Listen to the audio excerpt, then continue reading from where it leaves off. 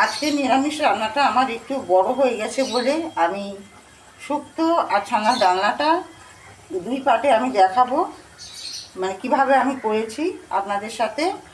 আর হচ্ছে আসল রান্নাগুলো একসাথেই আমি দেখাবো, যেরকম দেখায় সেরকম দেখাবো।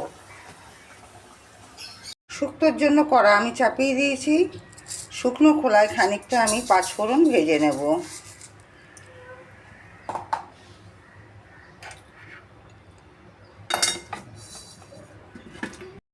কড়া চাপিয়ে দিয়েছি, তেল দিয়ে দিয়েছি, তেল আমার গরম হয়ে গেছে। এবার আমি বড়ি ভেজে নেব।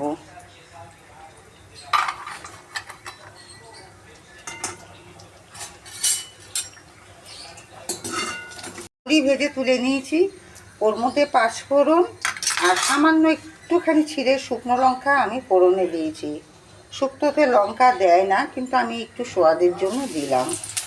ফোড়নটা ভাজা হয়ে গেছে, এর মধ্যে আমি দিয়ে দিলাম আগে করলাগুলো কেটে রাখা। এটা আগে লাল লাল করে আমি ভেজে নেবো, ভেজে নিয়ে তারপর এর মধ্যে আর সব সবজিগুলো আমি একে একে দিয়ে ভাজবো।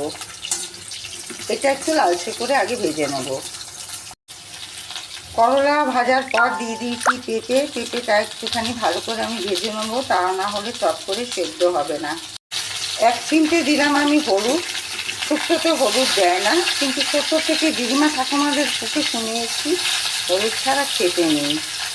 কিন্তু কী কারণে খেতে নেই সেটা আমি সঠিক জানিও না, বলতেও পারবো না, তাই আমি দিয়ে দিলাম এক চিমটে হলুদ।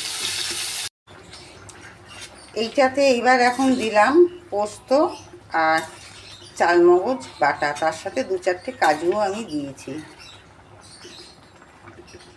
এবার দেবো এখানে দুধ।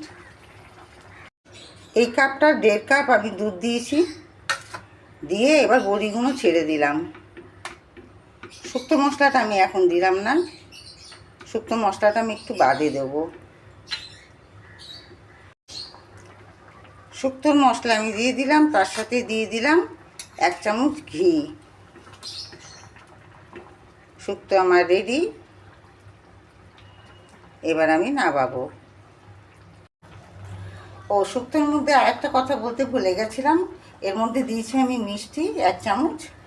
আর বিয়েবাড়ির মতো শুক্তো আমার কেমন হয়েছে অতি অবশ্যই কিন্তু জানাবেন, জানাতে কিন্তু ভুলবেন না। আর আমার এই শুক্তো দেখে ভালো লাগলে ঘরেতে আপনারাও বানিয়ে খাবেন। গরমকালে শুক্তো খাওয়াটা খুব জরুরি, খুব দরকার, শরীরের পক্ষে অনেক ভালো। মাছ মাংসর থেকে আমি তো মনে ভাবি এই গরমেতে এই সবজি দিয়ে শুক্তো খাওয়াটা শরীরের পক্ষে বেটার। আজকের মতো টাটা, আবার দেখা হচ্ছে নেক্সট ভিডিওতে। সবাই ভালো থাকবে, সুস্থ থাকবেন। রাধে রাধে। সকাল এখন 10:30, অবস্থাটা দেখেছেন।